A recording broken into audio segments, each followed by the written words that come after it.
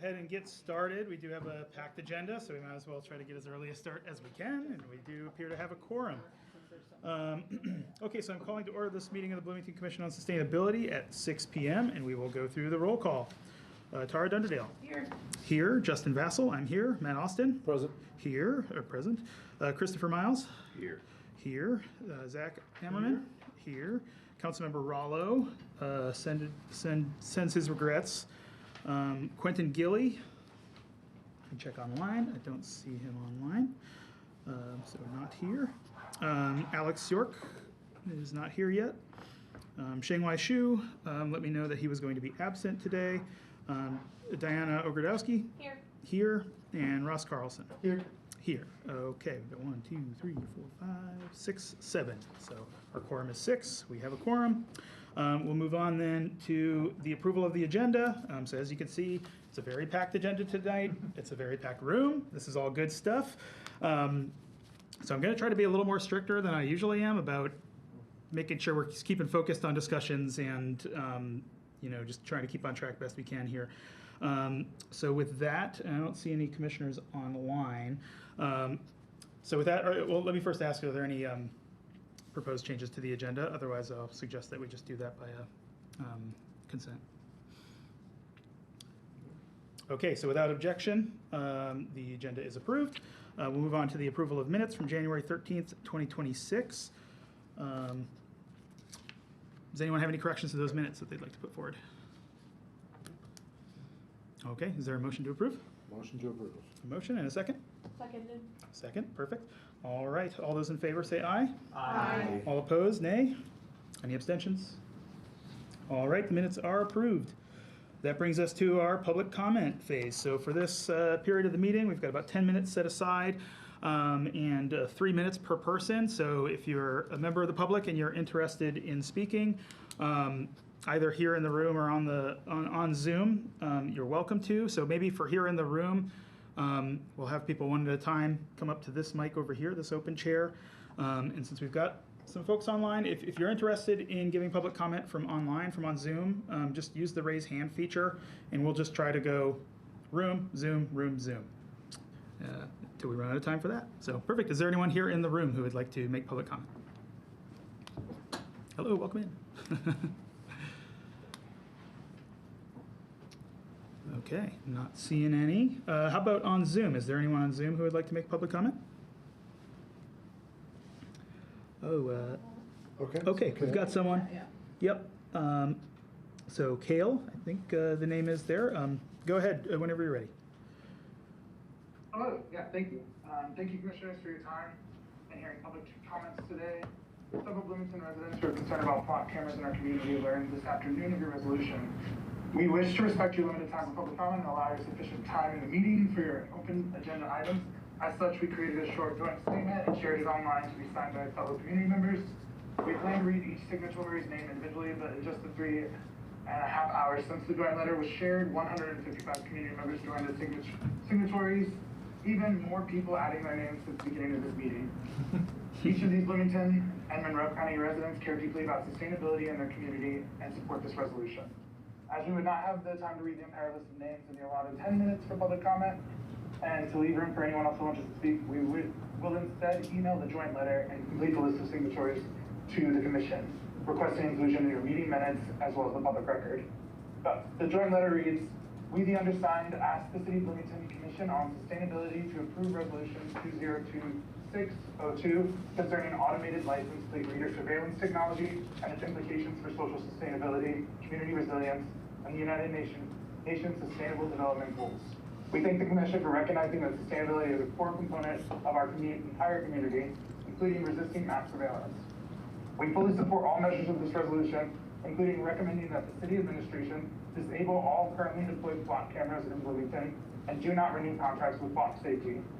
We look forward to hearing your discussion on this resolution tonight and your vote at the Commission's March 10th meeting. Respectfully signed and submitted to the City of Bloomington Commission on Sustainability 155 Bloomington and Monroe County community members. Thank you. And that's it. Perfect. Thank you very much. Yeah, much appreciated. And we'll try to get in touch so we can, get that version of the letter that you had there. If that email is helpful, we'd love to have that as well. Thank you. Perfect. Should they send that email to me or to include in the minutes or to the email that's listed for the staff liaison? I guess, but yeah, if they send it to sustainability at I'll look whatever out for the, Okay. yeah, so if you go onto our official commission website, there will be an email address there and you can email it to that address. And I appreciate that. Thank you very much. Thank you. Thank you. Is there anyone else in the room who'd like to make public comment? No more in the room? Anybody else on Zoom?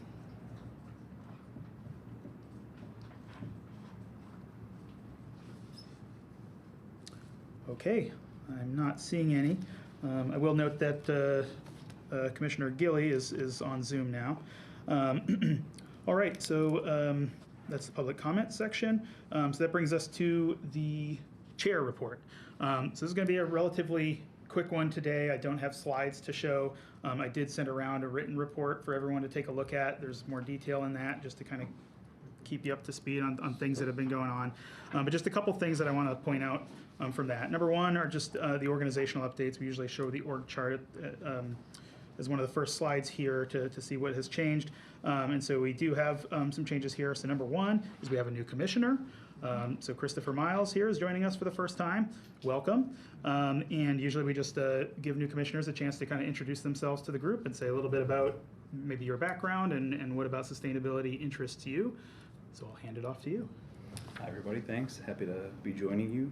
My name is Dr. Christopher Miles. My background in relation to sustainability is long and varied, but a lot of my professional work has been on sort of the genealogy of sustainability and applied work on digital agriculture. I did a postdoc at Cornell over a year ago now, studying the political economy of ag tech and its role or lack thereof in advancing sustainability transitions, and have engaged with the concept and the field in a lot of different ways for a long time. I'm excited to be here because that work I did most recently was on sort of private sector and ag tech, and I'm very interested in public sector approaches to enacting sustainability broadly defined. So very happy to be here, very happy to join you all. Welcome. Yeah, welcome. I'm just going to share my screen here so people can see the agenda, see where we're at, and follow along. Great. Can we lend a chair? You could take Yeah. Mm-hmm. Wonderful. All right, well, welcome, Christopher.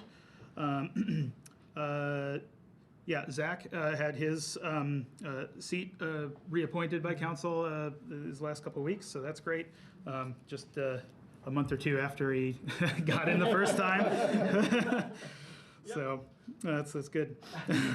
So currently we have 3 vacancies, M2, M3, and M5, and we've got one carryover seat at the moment, which is Matt's seat.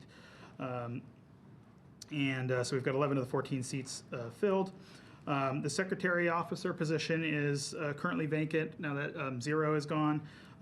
So given the fact that we're so close to another election, I don't see any point in trying to re-elect or elect somebody to fill in for that time. So Tara's been doing a great job, taking minutes and stuff for us recently. So we'll just do that if it's okay with you until we have the elections next month. Exciting news. So we passed a resolution at the end of last year recommending to council that our name be changed to the Bloomington Commission on Sustainability and Resilience. And so we transmitted that to council and some other parties. Basically the guidance we got was that this would probably be something good for the Committee on Council Processes, as they were working in some Title II changes already that they were planning for later in the year, and it could just get folded in there. So I was thinking halfway through the year or something, it might pop up. But no, it's already had a first reading this past week at City Council, and so it's, I think, currently slated for February 18th for a second reading and a vote. So by the next time we meet, we may have a new name, so that's exciting. There's a lot of other Title II changes in that ordinance as well, but that's one of them, and they do reference our resolution in the ordinance. So yeah, we're getting some traction with these resolutions. Okay, what else did I want to say about Yeah, the only other thing is the strategic planning retreat that we were talking about last time, trying to find some time, hopefully a more extended period of time, maybe over a weekend, where we can spend some more focused time really digging into what we want to get done over the next 12 months or so. Not a whole lot of updates in terms of scheduling that. We're still kind of working on that. Again, more details in the full report here, but I'll just be working with staff to try to find a time that works for everybody, where we can have that kind of retreat where we think ahead to the next year and kind of what we want to get done. So stay tuned for more on that. And with that, I think that's all I have for the chair's report. Any questions on that stuff before we move on? Okay, excellent. In that case, that brings us to reports from Waste Management Working Group. Matt, do you have anything for us today? Yeah, just real quick. Well, no report. Okay. I'll wait till I'm more robust. Okay. Looking forward to it. Okay, perfect. Then we would go to the Council ex officio report, but like I said, Councilmember Rallo is not able to join us tonight, so no report there. Then that brings us to the Sustainable Neighborhood Grant Report from the Grandview Hills Pollinator Garden from Tara. So let me pull up those slide deck here. And I'm presenting on behalf of Grandview Hills, and I'll just preface that I am presenting this now not as a commissioner, but as a private citizen who lives in Grandview Hills and was part of this grant project. But certainly we knew about this grant because of my participation with the commission. And we've already submitted, my neighbors already submitted our report to ESD on this grant. But we wanted to share some of the highlights and some of the lessons learned with this commission as well, since this commission voted to approve it. So we received in tail end of 2024 to implement in 2025, $1,000 for pollinator gardens in the Grandview Hills neighborhood. If you scroll to the project plan, Sorry, it's okay. Technical difficulties. Hard to see on this map, but this is the location in our community where the gardens were set to go in. We had a $1,000 grant. We ended up making a neighborhood match in order to extend the number of households that could participate. So we each contributed a proportional amount based on the number of plants we were ordering. We in total ordered 240 2-inch plugs from Prairie Moon Nursery. Specified to their locations for 6 homes in our community. Can we scroll to the next? Sorry. One thing that we found that while the money was pretty essential to implementing this grant, there were a lot of additional sort of hidden, unexpected resources that were required in order to make it possible. If we go to the next slide. The biggest one is time and labor. I don't know what's going on with that graphic. The grant application and then the subsequent follow-up was a tremendous amount of work for the neighbors in my community that worked on that. I was not involved in it. The grant application was it's just labor intensive. When people write grants for nonprofits, that's their whole job. Yeah. This was a thing that everybody had to learn how to do for the first time. And then there was a lot of subsequent back and forth follow-up with the city, boilerplate documents that had stuff that was unrelated, that had to be verified and corrected. So there was just a lot of work. We had to communicate with each other, both to write the plan and to implement it. So we had to be in communication with each other, take time to talk with each other about how to do this. We prepared all the beds where this was going. Several of our neighbors were killing grass or pulling out a lot of weeds or invasive species. We needed to plant the gardens, and these particular plant packages come out, that you get a window of time that they could come out, but it is pretty much we're shipping it tomorrow and it'll be there in 3 days. So we needed to be ready for a long period of time and then be able to get them into the ground right away, or make sure that we could keep them alive until we had the time. So that was time that had to be set aside, labor that had to be set aside, and something that we were not in control of when we did that. Ongoing throughout the summer, we needed to continue weeding and watering, and then because we had committed to document the process, we also needed to photograph the work that we were doing, upload all of that online to a shared document. The next kind of category of additional resources that we needed to implement this grant, if you go to the next slide, is money. We, in addition to the neighborhood match that we made, many of our neighbors paid for mulch, the cost of water, of utilizing your water resources for that. Some neighbors tapped professional support, hiring landscaping companies to help them with the work, to cut sod, to put the plants in, to mulch, to weed and water, all of those things. And then any additional materials, if you needed a hose, if you needed fencing, if you needed tomato cages to protect from the deer and bunnies. We tried as much as possible to share these resources when we had them, but there was additional cost for everybody in order to be able to make sure that these plants survived. The next kind of category was knowledge. Again, grant application and follow-up is a whole job that none of us necessarily do every day. We leaned on one of our neighbors who had a ton of knowledge about plant care and plant identification. Prairie Moon, the vendor that we used, did come with some very helpful guides for how to plant them, and for, you know, aesthetically, but also for spacing and things like that. But we still needed additional knowledge, and we had that in our neighborhood, and we were able to share that, but that was essential to making this successful. That was especially important during weed identification of, am I killing my tiny plant that I want, or the tiny plant that I don't want? Pest control was an ongoing thing. We had a lot of aphids this summer. And then again, documentation. I know it seems like a low barrier, but you had to know how to take the photos, how to upload them to a Google Drive. You had to have internet access. You had to have, or computer access. Again, that was something that neighbors tried to share for and offer help if somebody didn't know how to do that, so that everybody could do that. But that coordination and that sharing of resources was critical to the success of this grant. So now these are the gardens. This is the fun part. These are our site selections. You see a lot of us were taking beds that were either just grass, or that were underutilized or taken over by invasives. A lot of, one of our neighbors I know pulled out a lot of invasive honeysuckle bushes, pulled out weeds, areas that have not had been used for vegetable farming, vegetable gardening that didn't do very well. Each of our plant packages was targeted to what they were doing. So for example, my yard I'm still on a septic tank, even though I'm in the city. And so I planted at the edge of my septic leach field with a rain garden, because I planted plants that could tolerate that really intense amount of water that we get in that area.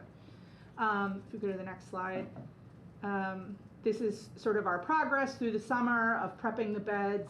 Again, this was work that some folks were doing on their own, some folks were working together with our neighbors and helping each other out through the process, but it was pretty labor intensive, as you can see, to get things from what we saw before to the areas prepared for planting.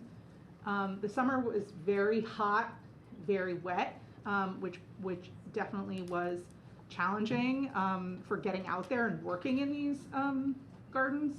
If we go to the next slide, we'll see that despite that, we had a lot of really beautiful blooms. We had a lot of success in a lot of our gardens, and the advantage of it being very wet was that it limited how much watering we did end up having to do. Although the period of the summer was it would be really wet for 2 weeks, and then it'd be really dry for 3. So it was challenging to get the water control and weed control, all of that well balanced. And my neighbors, if I'm wrong, feel free to tell me. And then if we go to the next slide, we'll see. So these are our results. 83% of the plants that we planted in May were still alive in October of 2025. We also have several plants that we think will come back this spring. All of our prairie blazing star were eaten by bunnies, but the roots still look like they're there, so they might come back. Huh? They're all perennials, yeah. Yeah, so they were, the gardens were gangbusters. We saw some variation in this. We had some where we had 90%. We had some that were closer to half, again, because of a lot of the issues with the weather and the individual idiosyncratic to the individual sites and sort of how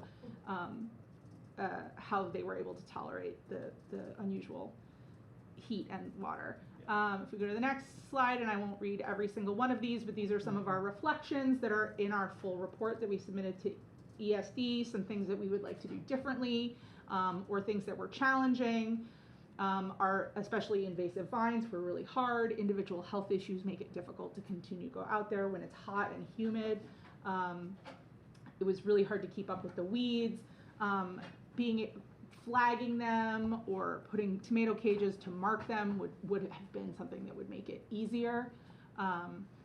So those were some lessons learned. If we go to the next slide, we saw that we also had an amazing summer of pollinators. Our goal was to increase pollinators. We had so many pollinators in our yards. I, at one point, counted 9 monarch butterfly caterpillars on my milkweed in one day. We saw hummingbirds. They were beautiful across our neighborhood.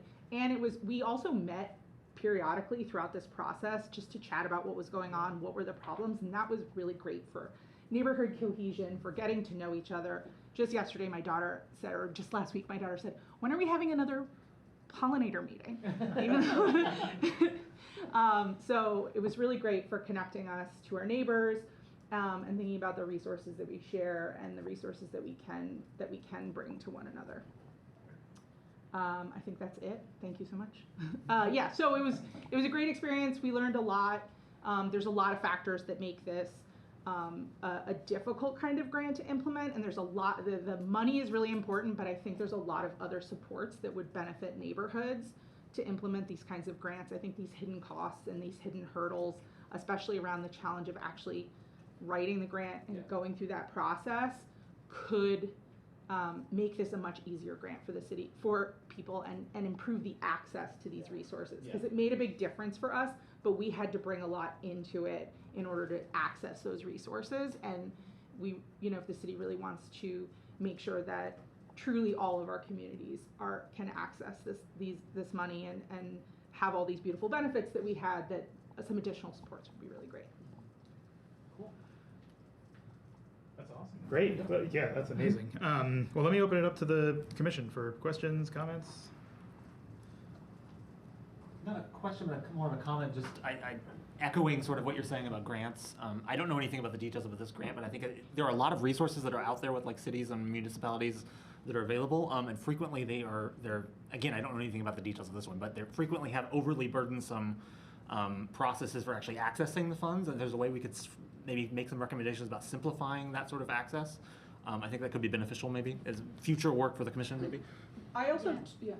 I was just saying, right before you commented, my ask would be any particular feedback you have about the difficulties with the grant process. I would love to hear about. We've reformatted the application, I think, since your neighborhood applied. We were on the old one, right? And we've updated it and tried to streamline it a little bit, but I would just love to hear some more specifics if you'd like to share something. Yeah, and because of the potential conflict of interest, I wasn't involved in the actual writing of the grant, because at the time, for anybody who wasn't here, BCOS once ESD approved them, BCOS then voted on those grants, and so I was abstained from that, and in order to also make sure that I was separate from that, I was not part of the actual application other than my name was on it and my house was on it.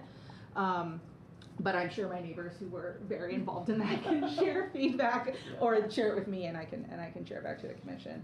And I have anecdotally talked to a lot of other communities about this grant, and telling them what we did.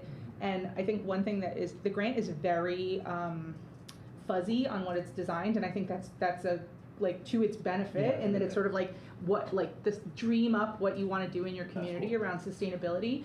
But I also, when I've talked to folks, that lack of rails can feel overwhelming. Of I have to think of everything. I have to kind of designing an entire project can be overwhelming. Yeah. So we've also talked as a neighborhood about sharing what we've done and our kind of model and our plan with other neighborhoods if they want to implement. Just do here. This is what we did, and you can just copy it.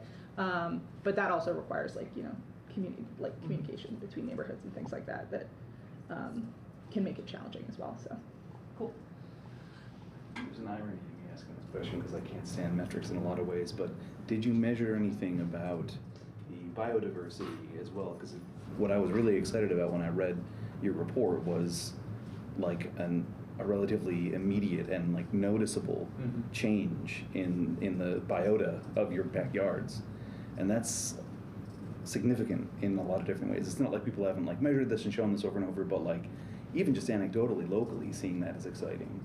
Purely anecdotally, we have those metrics. Our like official success metric for the grant was the number of plant survival, because it Right. was just, you know, the period of the sort of reporting period was May to October of 2025, so it was just that we don't know what it'll look like next year. But anecdotally, and this is in our full report that is in ESD, we talk about, all the different species that a lot of us saw for the first time in our Right. neighborhood. That was cool. particularly that was cool because when you go from basically zero, like the desert of grass, to a place where things actually live, and you get to see the things that depend on those things being there. There's that whole like ecological chain that sort of unfolds, and that I think can be exciting if you can put it in ways that are like tangible to people and like speak to them immediately about doing something similar elsewhere. That's a great idea. Yeah, I really hope that you guys being successful, like you're 86%, was it? 83, yeah. 83, yeah. like that's really great, honestly, for something like this. And you know, a lot of times when I have, in my experience, especially from like on a county perspective, these types of grants are like lot minimums and sizes that just excludes large areas. And so getting together, still having like a pretty decent size planning area, and like obviously it had impacts. Like, you know, it's great to get 30 acres planted as pollinators, but doing small, you know, pocket gardens in a neighborhood does have impact. So I'm hoping having some of these reports on the ESD website and moving forward, it just helps, you know, continue more neighborhoods to be able to do these things. Yeah, I think the square footage ranged from like 100 square feet to like 200 square feet Yeah. ish per garden. Yeah, and they were different. We some of us used exactly the model that came with the plants. It was like, that's what I did. Yeah. And some folks had to work sort of like with what they had and adjust and things, but they were all, that was the kind of the range. Yeah, and really hopefully going forward, these will, I mean, Yeah. sleep, creep, leap is kind of what I always say.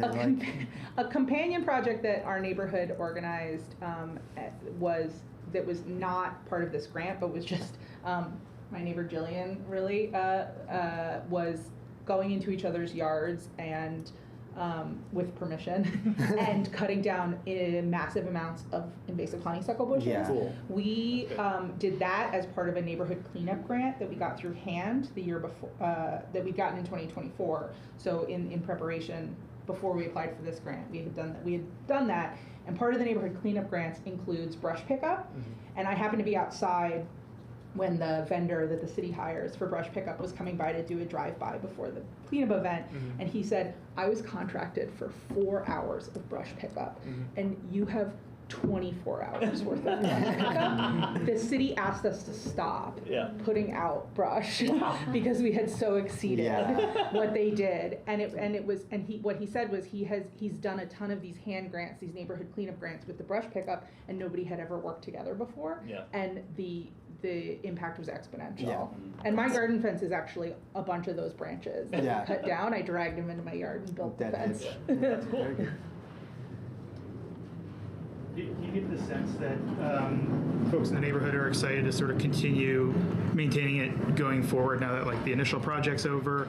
I mean, obviously there's a really good survival rate here, but just kind of replacing the stuff that did die and kind of carrying the work on? I think so, and we talked about that in some of the reflections, that everybody's really excited to see what's going to come back this year.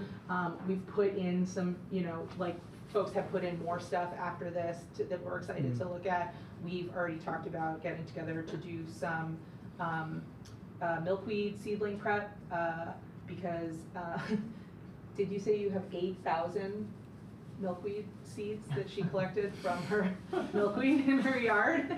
So we're gonna start working on that. We've also talked about doing like like a walking garden tour of like, or like kind of like open house, like come see and I'll just talk to you about my plants.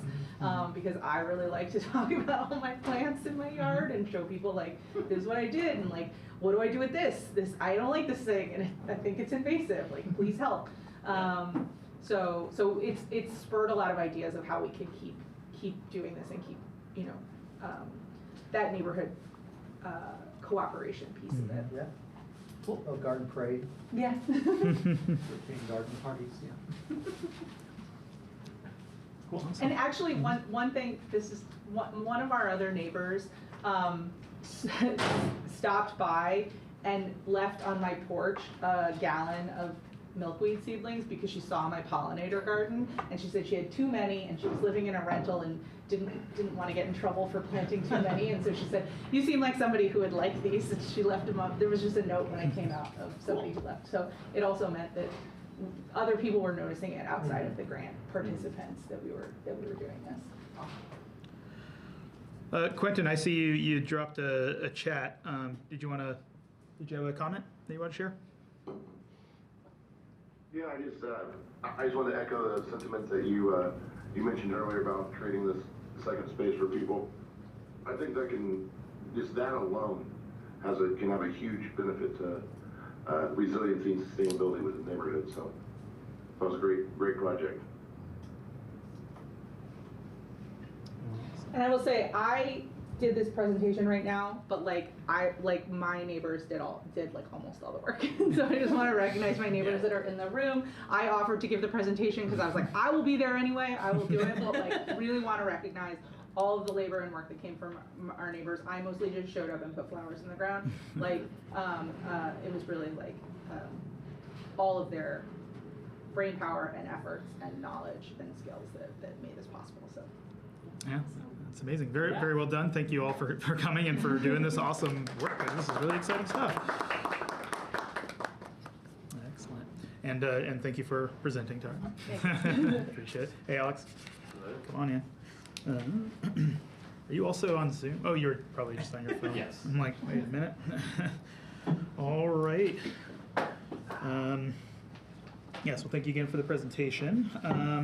That brings us onto election planning. So, I did make some slides for this, but most of them you've seen before. I'll just touch on them briefly. I don't know why I have my slides at such high resolution. They're like 20 times the size of the It's because the TV is like the size of the wall. Okay, so this is mostly just a reference slide just to show kind of what the statutory and bylaw requirements and rules surrounding elections for us are. Yeah, we don't have to go through that in detail, but the Cliff Notes version is that we're required to have elections in March of every year for our 4 main officer positions, and so that's what these are those positions here: chairperson, vice chairperson, secretary, and treasurer. Or if we didn't want to have a chairperson and a vice chairperson, we could have 2 co-chairs who basically split the responsibilities of the chair and the vice chair between themselves. And the commission has done that before in the past. It's worked well. So it's a proven model. But yeah, so I'm hoping that everyone here is at least thinking about if they were to either go for an officer position, or if they were asked or voluntold to take an officer position, maybe which one they might be interested in. You can see all the sort of duties here listed out. But mainly what I want to talk about now is how we actually want this process to go next month when we meet. So we can kind of just get down to it. And at least since I've been here, the way it's normally gone, it's been very informal. People usually show up and we just go position by position. So we start with the chair, and then we say, okay, who wants to be chair, or who wants to nominate somebody to be chair? And then if somebody gets nominated, we're like, okay, are you willing to do it? And they say no. And then so we go to the next person. And I've never seen a situation where 2 people are running for the same position at the same time. So I'm not totally sure what happens in that case. But otherwise what we've done is it's just been a nomination for somebody. They say, okay, I'll do it. and then we do a roll call vote, up or down, and then we go to the next position all the way down. So that's like the very unstructured way. On the other end of the spectrum, we could do it very structured, where we require people to submit, I don't know, like, either nominate themselves or somebody else, and then the candidates can submit statements and things like that. Or maybe we want something kind of in the middle. One thing we can't do is secret ballots. This is an open meeting. But otherwise, we've got a lot of flexibility in terms of how we actually want to administer the election. So I'm going to open up to the floor a little bit. What do people like? What would they definitely not like? One thing I don't like is the. Yeah, I don't know what's happening there. It's messing up. Yeah. I think last time you had to unshare and then reshare. Oh, I can Sorry try for it. the interruption, Oh, but Yep. Let me try that. And in the meantime, yeah, in the meantime. Just on the process, is that what we're talking about? yeah. Yeah. Because it's not in our bylaws Yeah. how we do the elections, just that we have to do them. So it's, we have flexibility in how we want it. I mean, the way you said just going position by position, starting with chair sounds fine to me. I don't know. What other people think. Yeah, I mean, I think the biggest thing is just if we're gonna split that position and have co-chairs Yeah. or a single chair and a vice chair. But beyond that, I'm fine just kind of going by position. I think whether or not we opt for the chair, vice chair, or the co-chairs depends on who's thinking about taking on either Yeah. of those responsibilities and what they want to do. Mhm. So I wonder if we could, I don't know how, if this is within what is flexible, but if we go position by position, elect chair, vice chair, and then let them decide, do you want to stay that, or do we need to elect them as co-chairs? I mean, we could elect for those two positions, and then somebody could, if we decided we wanted to do that, somebody could make a motion to convert those positions into Right. co-chair Okay, positions, yeah. and Okay. as long as we do it by the book, Can we, for should be fine. clarity's sake, share who's in what positions right now? I know our secretary position's open. Yes, You're the chair. I'm the chair. Yeah. Tara's the I'm the vice vice chair, chair. and then Okay. Matt is our treasurer. But we don't have any money, so. Yeah. We have no treasury. Yeah. And the vice chair, currently, the vice chair acts in the chair or any other officer's like stead, and that's why I've been doing the secretarial duties since the other person hasn't been here, yeah. That's helpful to know, thank Yeah. you. Mhm. Just for context. You know the way, at least the way the city council did it last time, because they just had their reorganization meeting this past January, and so they did their own like chair or president, vice president elections, and parliamentarian I think is the other one they elect, and they sort of did them in, I think, one batch. I think somebody made a motion like, I think this person should be president, that person should be vice president, this person They should be already parliamentarian, and then and they seconded it and just voted in a slate. So we could do it that way too. Or, yeah, if we keep it unstructured, then we can kind of, in the moment, do it however we want. But yeah, wanted to make sure we had a chance to have that discussion in case people did want to see something a little more formal or structured. I don't feel strongly about it at all. Okay. It's either that or we all go in the Coliseum and the last I don't- person standing is the chair. I don't Ah. anticipate a lot of intense Yeah, I don't. contested elections based on the ones I've Rules been of part of so Thunderdome, far, there you but. go. Is the Coliseum available that time of day? Okay, well, it sounds like everyone seems pretty happy with kind of just how we've done it before, pretty informal. So we'll plan for that. Again, think about what you might want to do if even if you weren't necessarily planning to run for something. Yeah. Any questions about the process or anything related to elections? I will say that if anybody wants my position, either of the two that I have right now, I'm fine with that. I have no stake. I have 2 jobs right now. My spouse is a tax preparer. I have no time, so don't feel bad running for something or nominating yourself for something that at least I am sitting in. It's fine. I will say that I was planning to run again. I don't want to discourage anyone else from running if they're interested in it. In fact, if somebody's very interested in the chair position, I'm interested in, keeping things fresh. Would also be open to a co-chair kind of situation. So if that's something that might interest you, think about that. You running for treasurer again, or what? You don't have to answer right now. Okay. Any other final thoughts before we move on? Okay, perfect. All right. All right, so that brings us on to 7C, which is the O'Neill capstone statement of work and scheduling of the presentation. So maybe I'll just hand it off to Alex. Do you want to take a few minutes to explain? So Alex, we have the statement of work from the capstone students, and then Alex had some suggestions for some modifications that could be done to that, and he sent out a memo explaining what those are. The students are only available for a specific date that they could actually present the final results to us at the end of the semester. So we're hoping to hold a special meeting for them to present us with that. Alex? I think that if we express that, if that date is unavailable to us, I think if we said, I'm sorry, you know you wanted Tuesday, April 28th, I think it is, but like, if you want council chambers and you want these things to line up and you want the best presentation, it's gonna be the evening of Thursday the 30th, I think that that will be fine. We should try to honor their request of the 28th, but I imagine that won't be a huge issue if we can't, because that is not a normal meeting date for us. Yeah, it would probably be at the end of the month though, right? So it'd be a special meeting regardless. But. Yeah, they need to finish it, which means it needs to be the end of April, because that's the end of the semester when they will finish it, and it can't be at our meeting in May because they're students and they won't be here anymore. Probably most of them will be graduated and will have left the area. Did you say they requested a specific date and time already? They requested April the 28th at 5 or 5:30. Yes, but yeah.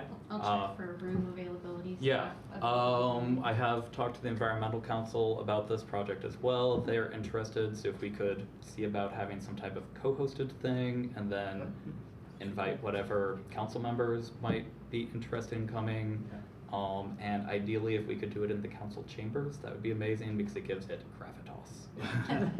Yeah, we want to give the students a good experience. And if it's two, if it's two commissions. It will need to be. Yeah, I mean, I don't know that we'll get a quorum of either commission to a, special event, which I don't know if that means we can't have the meeting, I don't know, but. As long as we notice it, right? Yeah. Okay. That's fine, yeah. Perfect. Yeah, we could, yeah. Yeah, there's no business taking place. Yeah. That's fine. Just notice and post an agenda saying we're doing this. Yeah, I mean, this is like a receiving information sort of thing, so in a sense, it's technically business, but we are the clients for this, so as long as BCOS is there with quorum, Yeah. I would think that would be fine, and if the EC doesn't get quorum, they're not really doing business. They're invited to a Yeah, you're right. Well, Yeah. if they are worried that they might have quorum, they should definitely notice. Oh, it should be noticed for them, yes, 100%, yeah. Yeah, so then as far as statement of work goes, I know that we had research questions that we kind of circulated, and those were talked about some previously. The statement of work is certainly pared back from that, which makes sense. Our research questions were very far and wide. So there are some aspects. I know I had a council member who asked about the students looking into things like, if we started a sustainable energy utility, what would be good neighborhoods to target to kind of begin that work, to pilot it in and things like that. And a lot of those types of details that are more operative, the students are not really planning to look into that. Okay. Working at, how the city needs to structure a new or expand utilities. Like, do you establish a new department? Do you expand utilities? That is beyond the statement of work that they specified, and I think that's pretty fair. So I didn't have any problem with that. The things that I did see, they had, I guess, we've got my memo up. So there are the 5 pillars, which are in Indiana State Code for the Indiana Utility Regulatory Commission to consider decisions around, oh God, I'm not going to be able to remember these, reliability, resiliency, environmental, affordability, and something else. So they brought that into it, which I think is a good framing. Yeah. If a sustainable energy utility is created, it will be regulated by the IURC, so it makes sense to bring that to the project. It's not something that I had considered. But they had a very qualitative assessment of fair, good, I don't remember the total range, but they had that very qualitative assessment. And I think that being able to convert that into quantitative indicators of some type would just allow for much more robust analysis on our part, and it just gives everything, it's much clearer as opposed to, I agree. they're gonna look at sustainable energy utility, kind of a baseline of not just doing existing programs, and then some other programmatic suggestions, and rank all of these things on these metrics. And it's like, all right, well, if two things are both good, which one's better? Yeah, exactly. And that kind of detail is lost. Mhm. This is very common, that type of scoring in utility integrated resource planning. And it drives me crazy and I hate it. I agree. It's good. I question for that. You know, very reasonable to suggest, but if that could be something more quantitative, I think that that would just, you know, give all stakeholders a better sense of Yeah. what's going on. Comparability. Sorry, what? I'd like the ability to compare. Yeah, a little bit yeah. better. Financial modeling considerations, they were talking about using LCOE, which is like very default for the field, but it is becoming a bit outdated, especially with it in clean energy. I don't know if it's that reasonable to ask them to do things harder than levelized cost of energy, because electricity, wow. Anyway, I don't know if it's really reasonable to ask them to do things that are harder than that, because they are graduate students, and you know, some of the suggested replacements for LCOE are much, much harder analyses. But a value adjusted LCOE might be a replacement for that. And then kind of looking at LCOE and incorporating projected energy costs. They had like researching existing energy costs and doing LCOE, and I was a little worried that some of the like, if this is financially feasible, would then fall down to, is the LCOE, which is kind of like how much life cycle analysis, like what the cost per kilowatt hour is of a technology. It's like, so if the LCOE is lower than the current existing electricity costs, then go. It's like, okay, well, if LCOE isn't robust enough, and if you're not looking at projecting forward energy costs, then it doesn't really capture that. And the city doesn't need to know if the clean energy is cheaper than the existing Duke energy. The city needs to know, I phrased it in there I think pretty well. Where are we? The city needs to know like the affordability of the running the utility. So the more useful analysis would examine if the utility is affordable to run. So, you know, taking in some of more robust measures of costs. I guess I'm not understanding the difference between affordability and cheapness. Is it just? So the cheapness is just like the cheapness of the electricity to deploy. The affordability would take into things like municipal cost of capital in a more robust way. Okay. Yeah. So the city needs to know The infrastructure maintenance costs and. the infrastructure maintenance cost should be an LCOE, but No. like a municipal organization has affordability. I am not municipal finance. You're fine. But there are, Totally fine. it's just, you pay for things as a municipality in a different ways than you do as an investor-owned utility. Yeah. So, you know, it's just, some of the calculations there, I think, could be a Okay. little different. My last point, and I think this is maybe the one that's most confrontational, there were a couple of places where it's mentioned the benefits to both the city of Bloomington and Duke Energy, and Duke Energy is not the client. Yeah. I don't want to be antagonistic to Duke. I hope that Duke is not listening and does not see the recording of this and has no knowledge of this project. But I want to ensure that the project is looking at the benefits to the city of Bloomington, I think that's great. and that it, I think that the language on Duke suggests a change to managing regulatory and utility friction, because Ann Arbor did this, and they had their utility sign off on it and agree to it and things, and that is amazing. If we can get Duke to do that, that would be That'd be insane. the golden outcome. But And is their utility also an investor owned? yeah, Yeah, DTE is comparable Yeah. to Duke Energy. Okay. Yeah.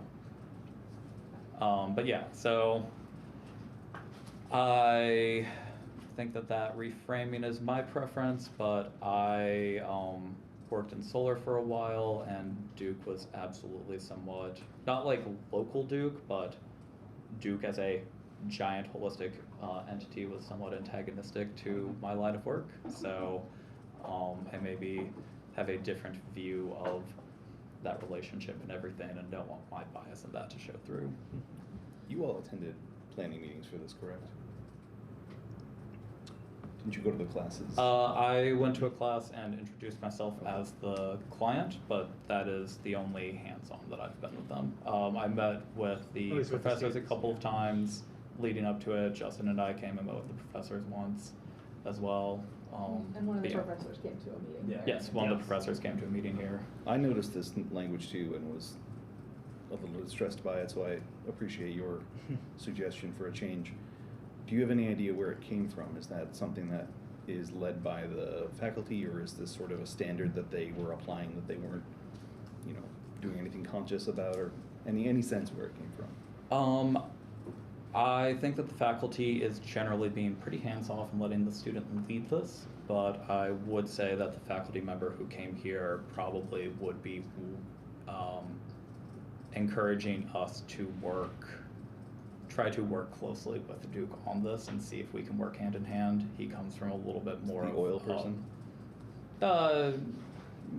Drilling gas. Yeah, he comes from a little The bit more of a geologist. yes. He comes from a bit more of the industry background, and I think this is complete conjecture, but my guess is he would approve of us leaving benefits to Duke Energy and it is, I would say, there is an idea of doing that, like the benefits to Duke Energy. We are part of the Duke Energy system. Putting on energy that is beneficial to Duke Energy is beneficial to, like, the system. It is beneficial to the whole. It is not a bad framing. It's just, yeah. I agree that this commission Yeah. is the client, and this commission serves the city of Bloomington, not Duke Energy. Yeah. Like, even if it's good framing, yeah. Yeah, I back you up on that. That's a good change. I hope they make that. Yeah. Just let us know if your electricity's on when you get home.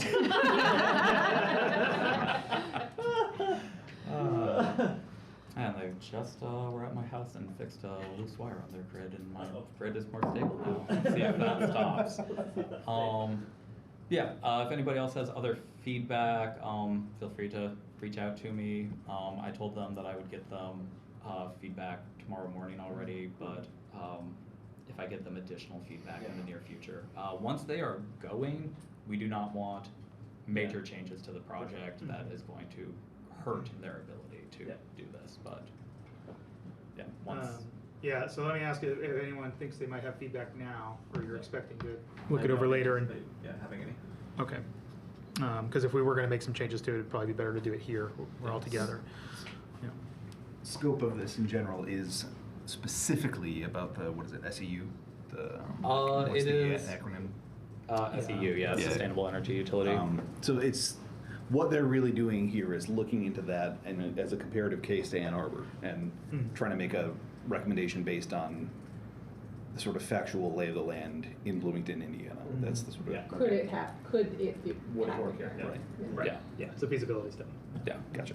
And how would that fit into the current ordinances and laws? Yeah. And this was commissioned by us or brought to the board? I brought it to them through my role here. Yeah. Okay. And so it would be a thing that came to this commission that could then potentially inform the commission's sort of We- recommendations? Yeah, Yeah. we're the commission is the client, and then based on what we get, we will like make recommendations to the city Yeah. for resolution or whatever. But what Alex was talking about before is that they also, because we would, they would present at a public meeting to us, we can invite members of the city administration Yeah. to hear that too. Thank you. Yeah, we should probably try to get not just council members, but city staff there. Yeah. I mean, Absolutely. obviously you or Sean, but, you know, the mayor. Awesome. Okay, any other thoughts on this? Everyone's happy with it? Yeah. Okay, excellent. Yeah, this is great, thank you. Well done. Yeah, Okay, this is thank good. you very much. Yeah. And I'm really excited to see how this Yeah, turns out. me This too. looks Oh, yeah. awesome. Like I read the statement of work and it, Yeah. Yeah, I Detail read the looks statement awesome. of work and I was like, I'm excited. It's a Yeah. very Yeah. cool project, yeah. awesome, great. Thank you, Alex. All right, our next topic is Earth Day 2026. So last year we had a part of a booth, I think. We had a table. Yeah, we had part of a table, or a whole table. We had a table and me and Quentin and a poster and some stickers. Yeah. And that was fine. Yeah, so we had presents at Earth Day, which was a city event last year.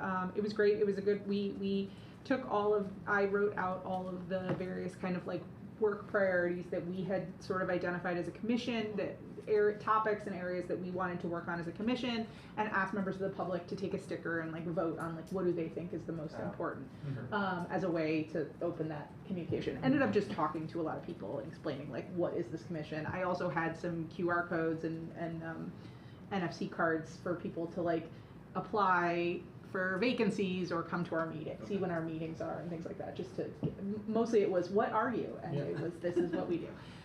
So I've gotten an email from the city staff that is organizing it, asking if we want to have a presence there. So I want to see if the commission, I can't commit to being there the whole day again, so I just want to make sure that other people can be there. It's like 4 hours. Yes, April 18th, Saturday. okay.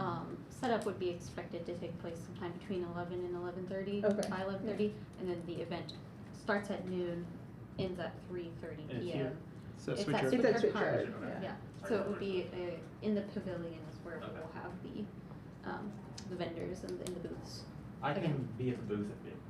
Okay, as long as other folks can get there, and then I'll also try to, we had talked last year about getting some additional materials.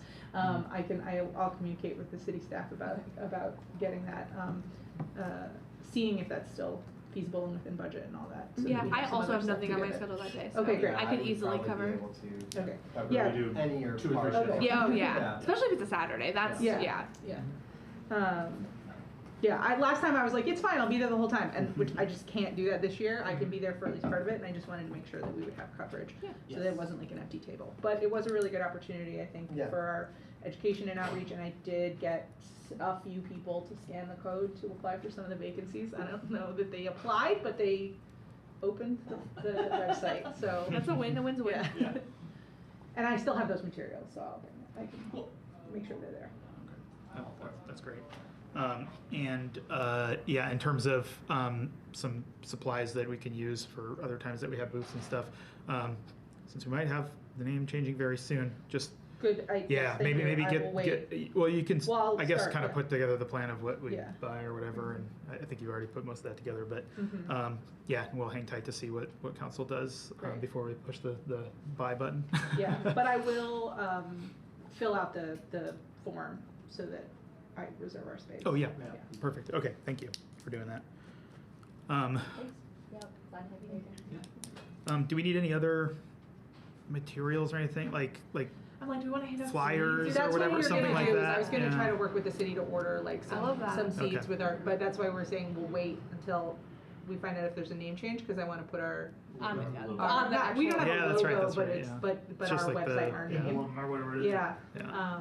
I love that. and I found a vendor, and they're in northern Kentucky, so they're like very similar, like biotype.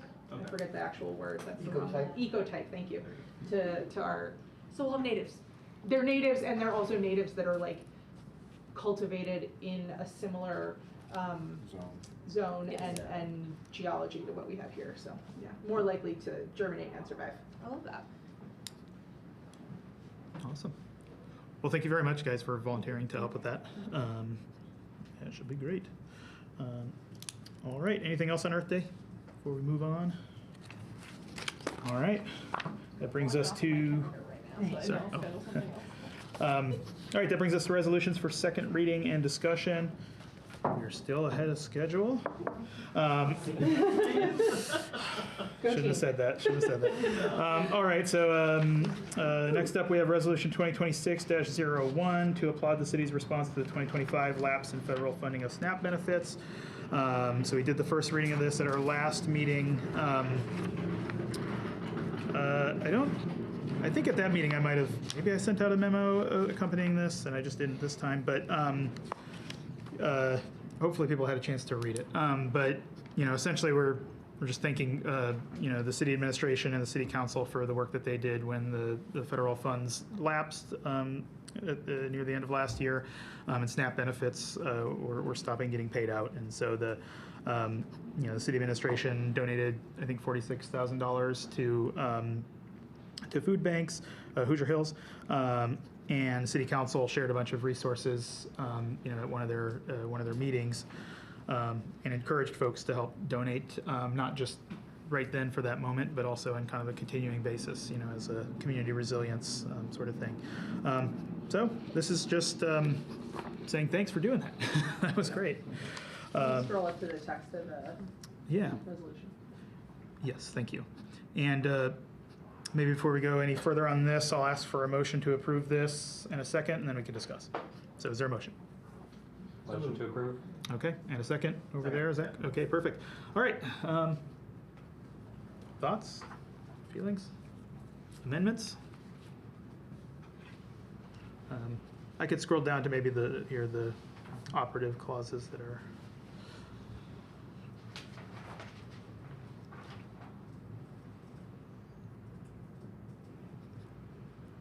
I got nothing.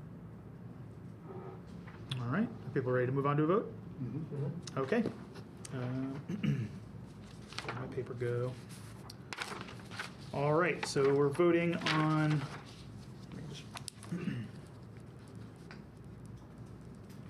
Voting to adopt Resolution 2026-01. Okay, and we will have to do roll call for what we usually do for resolutions anyway. Okay, Tara Dunderdew. Yes. Yes. Justin Vassell, yes. Matt? Am I allowed to vote on this because I'm not back in? I'm only in the 3-month slot? Yeah, you still get all the Okay, yes. powers of a commissioner. Christopher? Yes. Zach? Yes. Yes. Councilman Morallo is not here. Quentin? Yes. Perfect. Yes. Alex? Yes. Yes. Xinghai is not here unless online. I don't think so. Nope. Diana? Yes. Yes. And Ross? Yes. Yes. Okay. 1, 2, 3, 4, 5, 6, 7, 8. Okay. The resolution is adopted. The vote is 9-4, 0 against, 0 abstentions. Great. Thanks. All right, so that brings us resolutions for first reading and discussion. So we have Resolution 2026-02. So this is the big one. I tried to send it out as early as I could so people would have a chance to look at it. Now, normally for the first readings, we just introduce it and basically just vote to advance it to the second reading, and we save all of our discussion and things like that for that time. But I thought since this is, number one, it's detailed, it's long, and number two, it's also timely. So I wanted to give folks an opportunity to at least discuss a little bit now, even if we won't be voting on it until next time. So, do I have a motion to, I don't know, advance Resolution 2026-02 to a first reading? We'll say the motion's there. Do you want a second? Okay, perfect. All right, so now I'm gonna, well, I can introduce it a little bit. So I've got this memo. Folks should have this memo in their in some of these sheets that I've left around, that tries to kind of put things down just a couple paragraphs. But we're doing a handful of things with this resolution, really 4 things. So, Can we move to the? oh yeah, thank you. Thank you, Yeah, so this is essentially about the flock cameras that a lot of people have heard of. That's sort of the specific issue, but it's really also, even though it does touch on flock specifically, it's also offers more general thoughts on sort of mass surveillance sort of technology and the impacts that can have on the social sustainability of a community. And so, you know, there's a lot of ground that's covered in the whereas clauses. You know, one of them that really struck me is that there's actually a decent amount of social science research out there that shows what kind of effect, you know, mass surveillance, you know, cameras, you know, actually do to like community fabric and the integrity of that fabric. You know, people start behaving differently. People stop trusting each other as much if you just put a camera on the corner of the room, because now they start to think that there must be a reason people need to be watched. Maybe they're not trustworthy, right? It's very subconscious sort of stuff. That's one example. There's a lot of clauses here that hit on a lot of other examples for why you know, this is not conductive to social sustainability. Jumping again. Sorry. I'll get here. I'll try the reshare. So with that, let me open it up to the room. Thoughts, general discussion. I had a couple of questions. Mm-hmm. Thank you so much for like the work in the memo and also the work of drafting the resolution. I really appreciate it. I had a couple of questions that I don't know if you know the answer to, but do we know the value of this contract? Like the dollar value of what the city is? I know the one contract, which was for the security trailer, was $50,000. I've seen reference to another contract that the police department has that was existing prior to that. I haven't been able to find that contract though, so I don't know what the value is, but we know there's roughly 40 cameras, so whatever the cost of those are, plus whatever services, you know, replacements and that sort of thing. I'm wondering if it's worth this resolution is already doing a lot of heavy lifting, so it might even be like a subsequent resolution, but maybe recommending a redirection of those funds into like a more well-established community resilience practice. You know, rather than just like, well, it's not Flock, but it's this other vendor, and it's the same thing, like a specific like alternate use of the dollars that is not the spiritual twin to what we're asking them to stop using. I want to strongly endorse that because just today, so I'm from Syracuse, New York. Just today in Syracuse, New York, they voted to end their flock contract and begin a contract with Axon or whatever it is. Okay. So it's just like there's only one counselor who voted against either contract. I think that would be integral to the teeth of this. So it would be worth it in this resolution to make that kind of. That I think you all are probably in a better position to answer than I, but I think the idea is very sound. Okay. Yeah, I think that'd be a strong thing. To answer your question, I just jumped online and put into AI, and it says about $2,500 per camera per year is the estimate that I'm getting. So you're talking 100K, and that's not including install. That's the contract per year. That was my other question: was does the city own the cameras, or we lease them from the vendor, or do we not know? I believe Flock's model is that they're leased. Okay. Oh, so it's the vendor's model. Okay. If this is of interest, somebody already did a lot of good research. But I have a friend who this is his special interest of theirs in town. I might have some of this information if that's of interest. Sharing. Yeah. Absolutely. It absolutely would be. Yeah. Could your friend potentially come to our meeting next month? Or give public comment? Yeah. I don't know how likely that is, but Even if they want to type something up, a letter? I can be a vessel. If that person can wear a mask. To the point about the budgets and stuff, I think the way I understand it is that city council didn't like specifically authorize like this amount for that contract. Like it went into some specific account, right? Like at first I think it was through hand, and then the police department has their own kind of budget, so like then they decide how they want to like spend that money. So we could say like, okay, take that dollar amount and put it over here, but then they could just use some other fund and to it's not that, I like guess. there's like an RFP for this where the city was like, Right, we yeah. need this service. Yeah, it's a sole source. It was sole source, yeah. So then maybe it is worth adding a clause about if ending the contract and not replacing replacing it equivalent with, service. yeah. You could just add that one line like that, Yeah. it would work. Yeah. We would grab that recommendation because we would bring that in a second reading. That'd be great, yeah. Yeah, there is, in section 2B, I put this piece here about this like model legislation that the ACLU came up with. And I haven't, I've sort of gone over it at like a surface level. There's a lot there, but I think there's things that council could do where they say like, okay, it's not like we can say, hey, this pot of money, you can't contract with this company, or here, this pot of money, like you can't do what you want with that. Thank you. There's Okay. a comment from somebody. Oh, okay, who's that's from the doing- checkbook data. Yeah. Thank you. But you could say like for certain types of technology, maybe council has to review any contracts or something like that. So there's probably something that could be done there. Unfortunately, we're not able to take comment from the public at this stage of the meeting, but thank you. But yeah, that's a good point, Tara. Other thoughts? My only thought is I'm very proud to have my name on this, and thank you, Justin, for doing most of the legwork on it. I think this is exactly the sort of work we should be doing. I'm very proud to have my name on here. This is all one fight. Like sustainability, you can't have sustainability without social justice, without, you can't have sustainability in a surveillance state. Like it's the same thing, it's the same fight. And so I think this is exactly the sort of work we should be doing, and we are, I think, the first city body that's even addressing this at all. That will be taking any action of any sort, so we might be starting a domino effect. I think this is really powerful and important, and I hope we pass it. So, yeah. I think that's echoed by the petition that was shared during public Yes. comment today with just the sheer volume of people who, in just a few hours, were endorsing, our For sure. discussion on this this evening.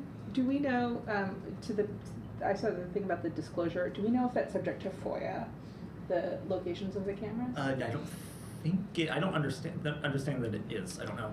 Yeah. There's I might know about it. so in different locales around the country, there's been some luck with that, like with open records requests, and there's been some wall barriers, right? So it's kind of depends at the moment.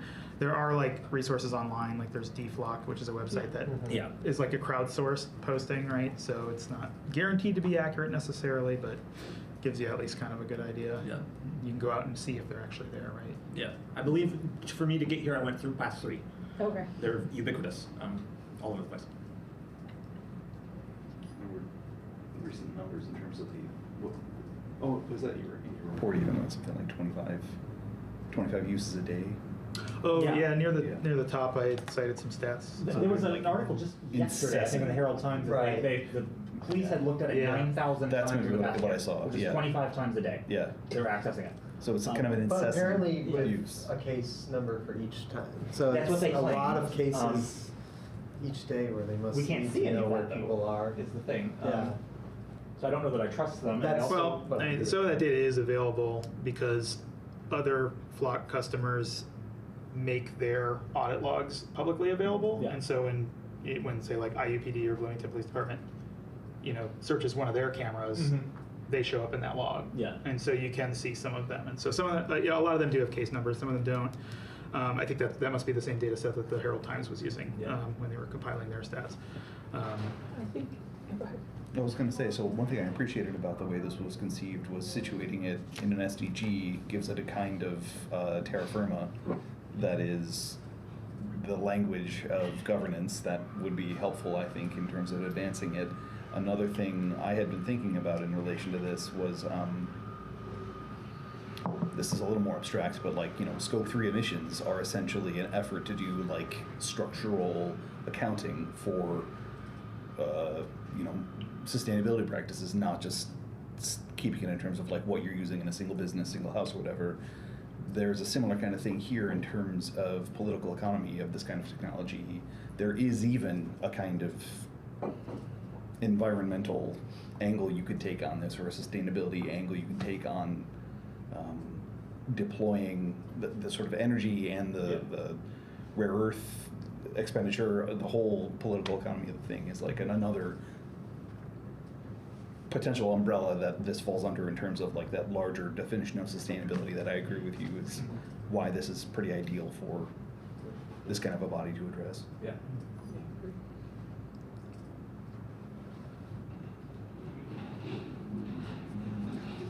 Other thoughts? Concerns? Is there anything about this resolution that concerns anybody? Like, oh, maybe that's a too out there or something. No, I was just worried about the money just being redirected into the exact same thing with a different vendor. Glad you brought that up, yeah. But I'll draft a recommended amendment if we assuming we advance this to the next reading. Okay. Yeah, Lime versus whatever.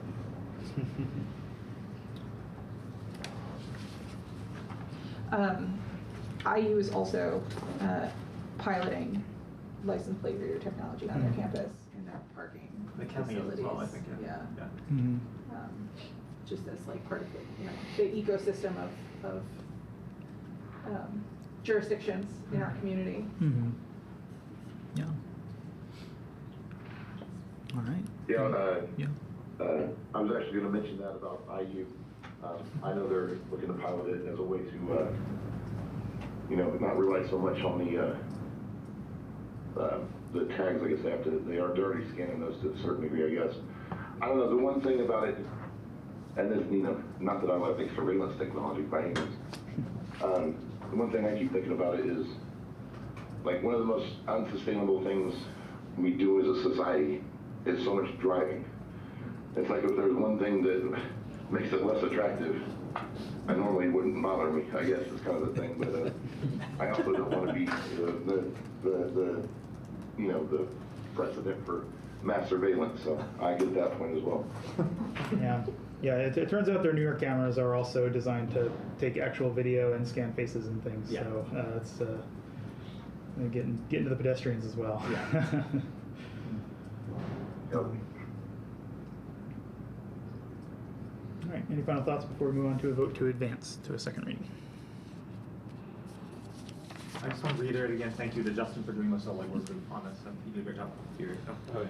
Yeah, this has been on my back burner for like 6 months, and I've been accumulating research and starting to put it in there. And Hugely detailed resolution. You did a great job. yeah, it's An incredible amount of work. I've been working on it for a while, so it's yeah, it seemed timely, so I thought, okay, I better finish this off and get it out the door. I will say that I'm very, very happy to be joining under this mantle. Having this being one of the first things I can do is extremely encouraging in terms of the nature of the work that I wasn't sure what the sort of nature of the work would be overall, and if it's along these lines, I'm very excited to be a part of it, so thank you for doing that. Excellent. I'm very happy to hear that. Yeah. I also just appreciate how this resolution really reiterates the holistic approach of sustainability rather than just like the environmental part of it, which I think is easy to lose, like some of the other economic and community-based resiliency things that are represented by what we stand for. So Yeah, and I think in tandem with the recommendation that we sort of codify the resilience, the community resilience piece into our name and because it's already in our mission, and making sure that's also reflected in our name. This is like goes, that's a strongly worded letter to change their name. It's a little different, but I think that they're part of that same like kind of values of the commission. That's true. Very good. I think since this is a long one, so I put line numbers on it. Maybe I'll send out one of those spreadsheets that people can just copy, and if they want to suggest changes, they can write the line number and their comment, and then just send them directly to me, and then I'll put them all on one big spreadsheet, and then we'll present that to everybody at the next meeting when we go to pass this, and that might make amendments a little easier. We can do them in batches or something. it goes section by section. Yeah, exactly. But we also have to do elections. It's gonna be a big That's deal. another argument for doing the elections in the informal. Yes. No candidate Yes, statements exactly. necessary. All right, we'll move on to a roll call vote then for this. So this is to advance to a second reading. Tara? Yes. Yes. Justin? Yes. Matt? Yes. Yes. Christopher? Yay. Yay. Zach? Yes. Yes. Councilmember Rallo is not here unless he's should check to make sure. He's not online. Is anyone else doing? Okay. No. Quentin? Yes. Yes. Alex? Yes. Yes. Shanghai is not here. Diana? Yes. Yes. And Ross? Yes. Yes. Okay, 1, 2, 3, 4, 5, 6, 7, 8, 9. Okay. Perfect. Well, we will have that on our next agenda for a second reading and a vote. All right. That brings us to a report from staff liaison. So I'll hand the floor over to you, Julie. Great. Just a couple quick things. We've opened grant applications for the Solar Energy Efficiency and Lighting Program for nonprofits and small businesses. We've opened Bloomington Green Home Improvement Program. This year, the residential rebate program. We don't have the federal tax credits for energy efficiency and solar for home improvements, but the city is continuing the same level of rebates that we offered last year. The budget for that is $175,000, by the way. And then we've also reopened the Sustainable Neighborhoods Grant Program. So if I'm not mistaken, I think the budget for that one is a little smaller this year, but I think that I'd have to check. But yeah, with the Sustainable Neighborhoods Grant Program, we continue to encourage applicants to reach out to members of the commission for support with applying to help navigate that. City staff continues to be able to answer questions. We just can't necessarily, help anyone write it per se. So look forward to your support with that. We'll be working on outreach for all of those programs. And then lastly, ESD is planning to fund installation of solar panels municipally on the Animal Shelter and Allison Jukebox Community Center. The respective departments need to manage and coordinate the installations and what companies they're going with, but ESD is going to provide the funding for those installations through our municipal energy efficiency budget this year. So we're excited about that. Yeah, that's all I have. Awesome. Well, thank How you. are folks directed to contact the commission? If they need Well, help? I think technically we say you need to reach out to sustain@bloomington.in.gov. So if I were to see an email that says, hey, I'd like to talk to a commission member about help, I would just redistribute it to you all and see who's available.